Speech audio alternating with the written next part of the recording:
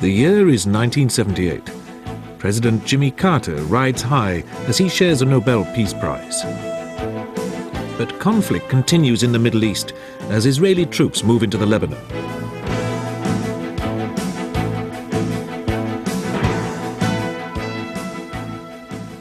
The United States makes another leap forward in space technology as the shuttle is rolled out.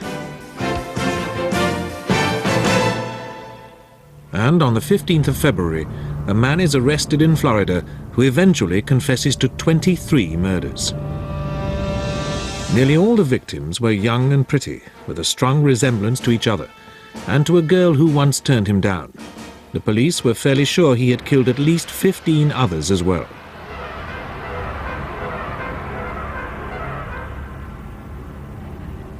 On the 15th of January 1978, a student had been found in Tallahassee, raped, beaten and strangled in the Chi Omega sorority house. Her name was Margaret Bowman. In a nearby room, also dying, was Lisa Levy. Her body had been savagely bitten. Also attacked, but alive, in the same sorority house were these girls, Karen Chandler and Kathy Kleiner. 90 minutes later, Cheryl Thomas was brutalized in her bed by the same man. 3 weeks later, in Lake City, a 12-year-old schoolgirl disappeared. Kimberly Leach's body was found in a river 2 months later. The following week, a patrolman stopped a stolen car. The driver, here led by the police, said he was called Chris Hagen, but wouldn't give any more information about himself. Then he claimed he was Kenneth R. Meisner of Tallahassee, but this turned out to be just one of the names on the many stolen credit cards he had acquired. It took several days for the Florida police to realize they had caught the most wanted man in America, Theodore Robert Bundy. He was on the run after having escaped from Aspen, Colorado, during pre-trial hearings for the murder of another pretty girl.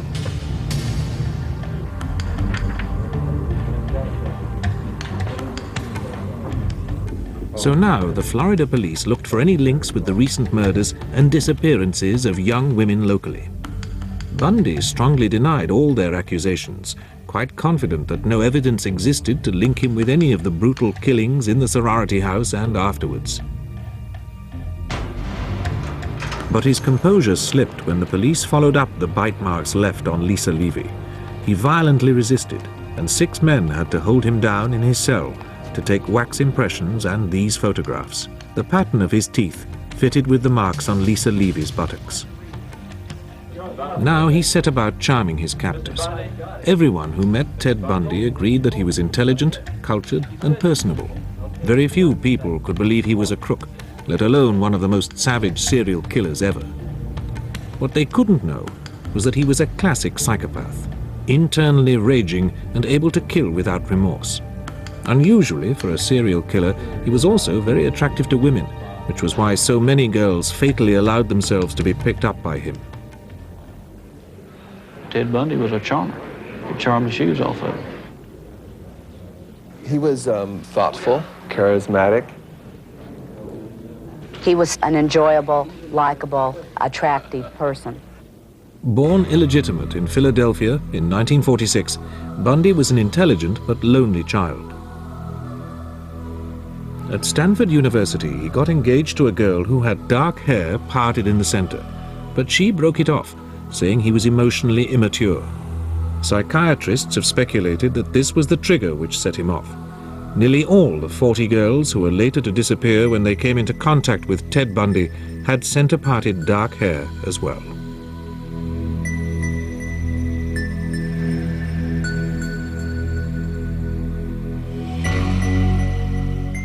In California, he volunteered to help the local Republicans, but was soon in trouble for dirty tricks.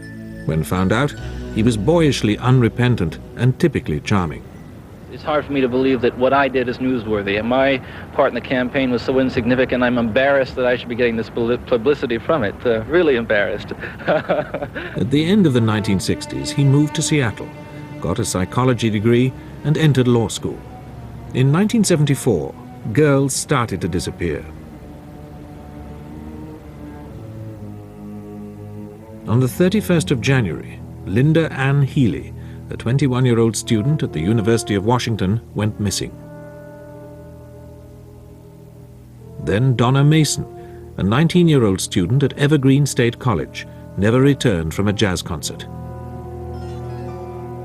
Susan Rancourt, another student aged 18, went to a movie and disappeared. Roberta Parks, aged 22, vanished on a late-night walk. An unknown man left this bar, the Flame Tavern, near Seattle Airport, with Brenda Ball. She was never seen alive again. Her ravaged body was found months later on nearby Taylor Mountain. With it were several other decomposing corpses, including that of the first Seattle victim, Linda Ann Healy.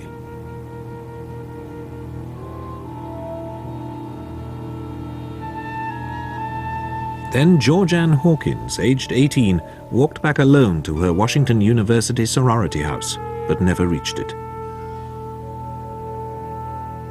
The beach at Lake Sammamish was crowded on the 14th of July, 1974. A man called Ted, with his arm in a sling, asked several women to help load a boat onto his car.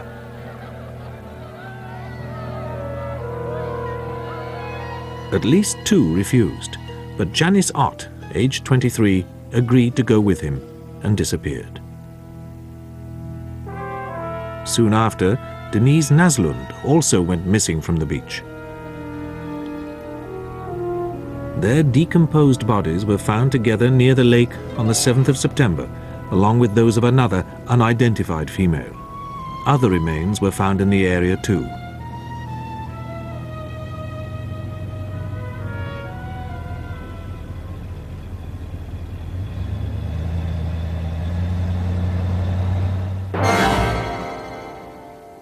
Now the police had something to go on, since several girls could remember the man.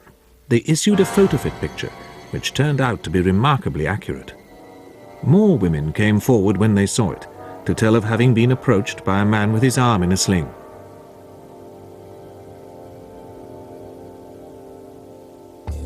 There were eventually 3,500 suspects on the state computer. Number 7 was Ted Bundy, but by the time the police reached his name, he had moved on. In August 1974, the disappearances in Washington ceased. Bundy was in Salt Lake City, and women started disappearing there. Nancy Wilcox, age 16, high school cheerleader, was last seen in a Volkswagen on the 2nd of October. Her body was never found. Melissa Smith hitched a ride on the 18th of October. She was found strangled. Laura Aim vanished and was slaughtered on Halloween. But Carol DeRodge, age 19, turned out to be a tougher proposition. In the Salt Lake City parking lot, a phony cop got her into his Volkswagen, then snapped handcuffs on her. She managed to get away, but later she failed to recognize a photograph of Bundy. Over the next 6 months, a series of other girls disappeared in the Salt Lake City area. The last, on the 1st of July, was Nancy Baird, an attendant from this gas station in Golden, Colorado.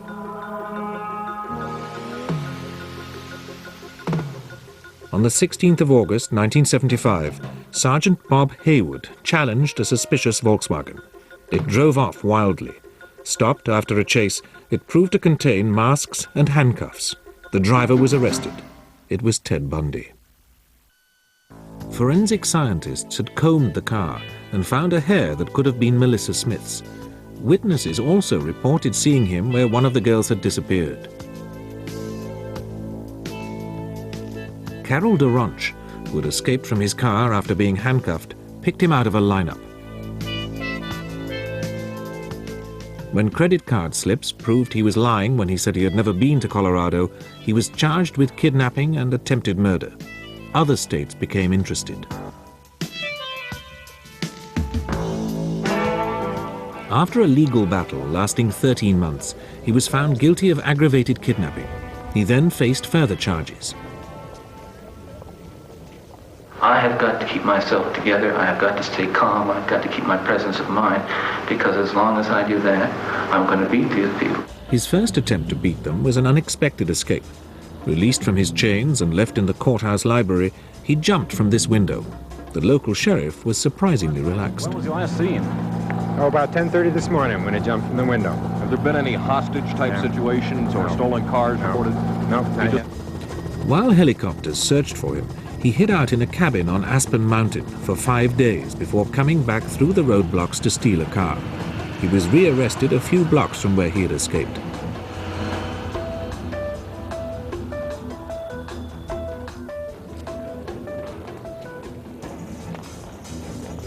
So now he slimmed down, until at the end of 1977 he was thin enough to make another escape. This time through a hole he cut in the ceiling of his cell.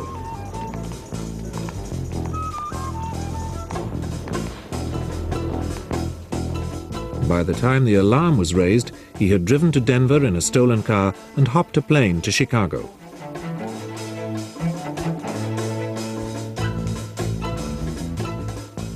From there he flew to Florida, where his urge to kill overwhelmed him. Shortly after the Tallahassee and Lake City killings came his capture in the stolen car. Despite the telltale tooth marks, the state authorities were afraid they didn't have a certain case. They offered a deal: plead guilty and they wouldn't request the death sentence. Bundy contemptuously refused.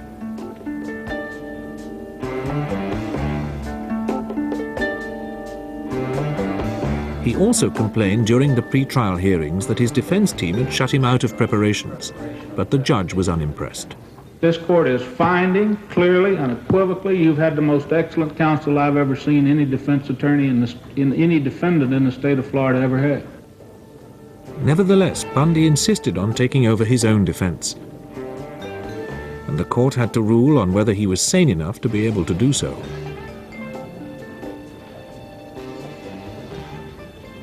The man is difficult to work with. He's almost cunning in the way that he works against his lawyers sometimes, and he reaches a level where he's unbearably hard to work with. But all of that notwithstanding, the doctors told us that it does not meet the test for legal insanity, legal incompetence. As he took over, Bundy clashed with the trial judge, Edward Coward. Mr. Bundy? Yes, sir. The court wants to talk to you, man. Come up to the bar here. I want to tell you something, young man, and I want to tell you clearly and unequivocally so you understand.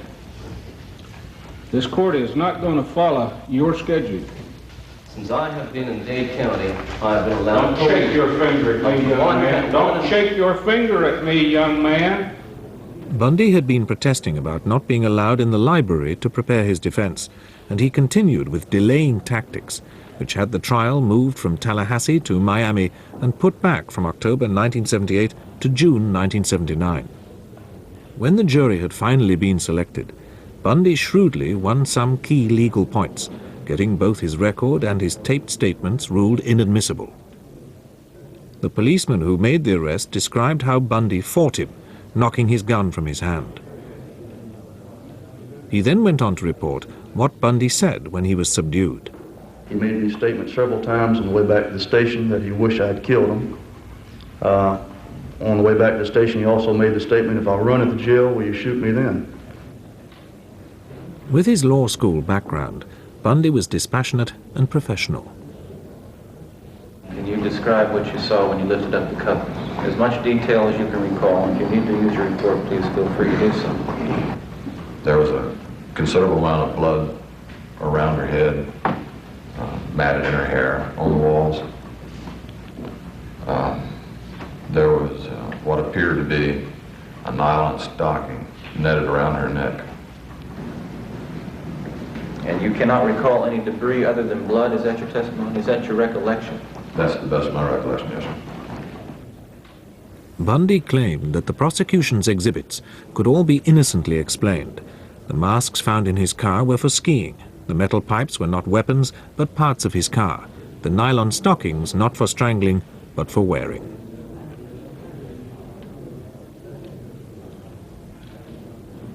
The prosecutor said that, on the contrary, they all proved that the crimes had been carefully planned. This man premeditated this murder. He knew what he was going to do before he did it. He thinks he is smart enough to get away with any crime.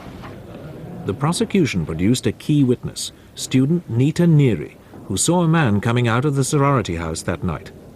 What I noticed most with the profile was had a very prominent nose, a straight bridge that almost came to a point, not quite, very thin lips. It was 3 in the morning. He was wearing a dark knitted cap and carrying a wooden club. "Do you see that man in the courtroom?" she was asked, in one of the trial's most dramatic moments. Her response was clear.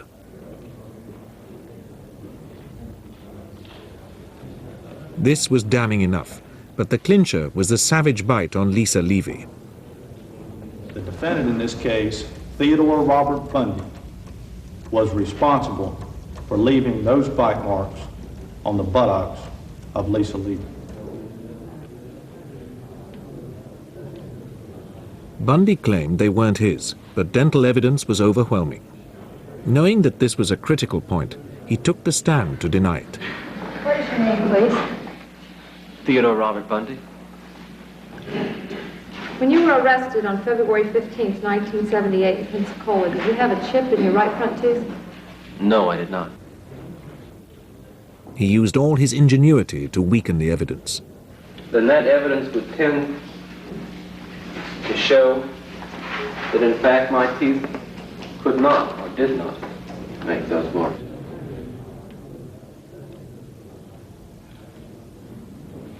Fully aware of the importance of this point, the state produced a further expert whose testimony was damning when asked to comment on Bundy's claims.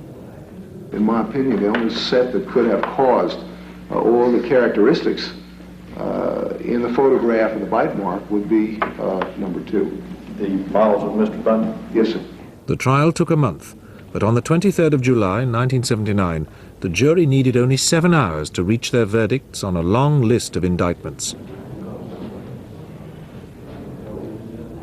The clerk of the court was handed the decisions. Could this impressive and articulate young man really be a wild sex killer?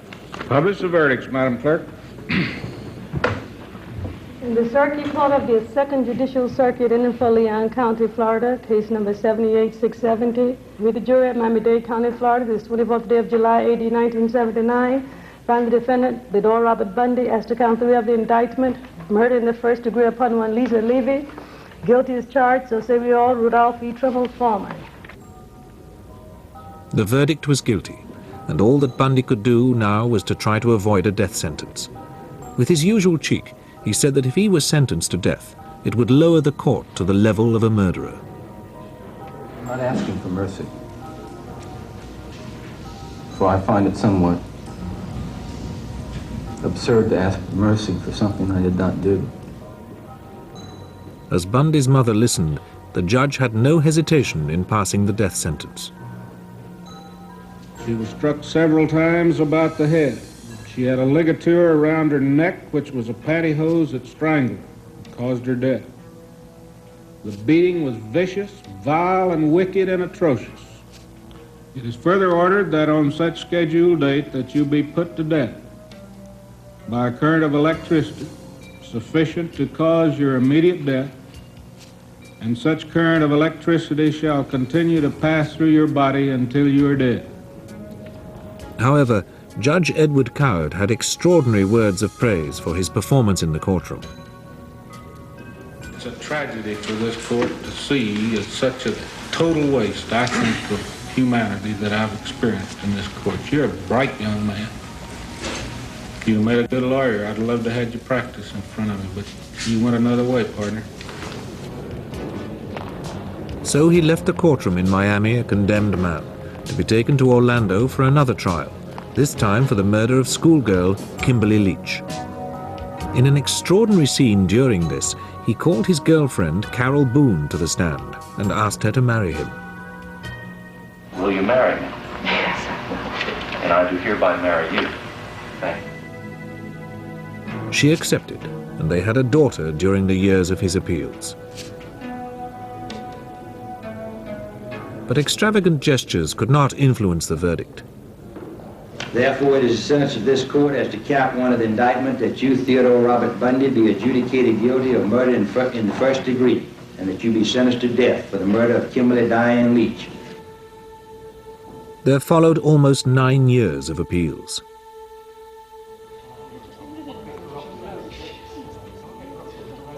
One point which emerged was that Bundy claimed that he had been spurred on by pornography. Anti-porn crusaders leapt at this revelation as confirming their worst fears. Dr. Victor Klein, a psychiatrist who had made a study of the effects, summed up their views. They get into this pattern, it's a sexual addiction, and they act it out. And even good people can or are vulnerable to it. But lawyer John Weston took a sterner view. It's also a way for Bundy to check out by, in essence, saying, the devil made me do it. Officials speculated as to how many women Bundy really had killed. My feeling is that he's killed way over 100. When his last appeal failed, Bundy tried to delay his execution by starting to confess. His mother was devastated.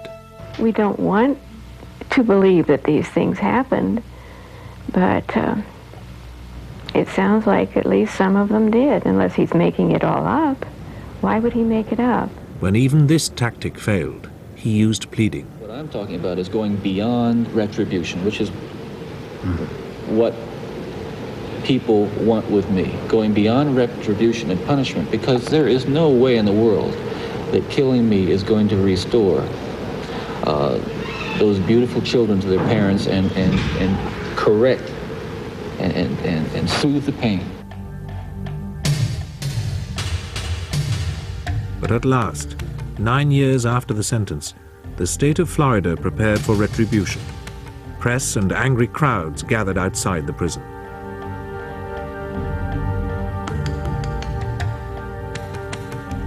At 7 o'clock on the morning of the 24th of January, 1989, Ted Bundy finally went to the electric chair.